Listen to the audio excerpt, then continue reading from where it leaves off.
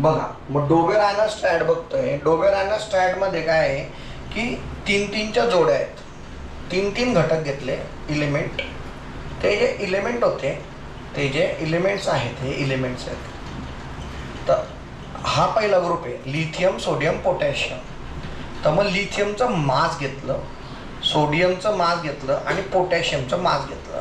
कसलं कसलं मास घेतलंय? Lithium, sodium, potassium. आणि त्यांना चढत्या क्रमाने लावलं. त्यांचे मास कोणत्या क्रमाने लावले? चढत्या क्रमाने. चढत्या क्रमाने लावल्यानंतर पहिलं आणि जे तिसरं आहे यांचं एव्हरेज काढलं. एव्हरेज कसं निघेल? 6.9 प्लस 39.1 आणि एव्हरेज म्हणजे सरासरी डिवायडेड बाय 2. तर काय उत्तर येणार तुमचं? 23. तर हे त्यांनी दिलेलं आहे मध्ये. तर डोबेरायनस स्ट्रॅट काय आहे? मास 3 ग्रुप, 3-3 एलिमेंटचे ग्रुप करायचे. ग्रुप केल्यानंतर त्यांचे मासच्या हिशोबाने त्यांना चढत्या क्रमाने लावायचं. पहिल्या आणि तिसऱ्याचं एव्हरेज म्हणजे सरासरी काढलं दर्शन, तर आन्सर काय येईल? मधल्याचं मास. हे आलं डोबेरायनस स्ट्रॅट.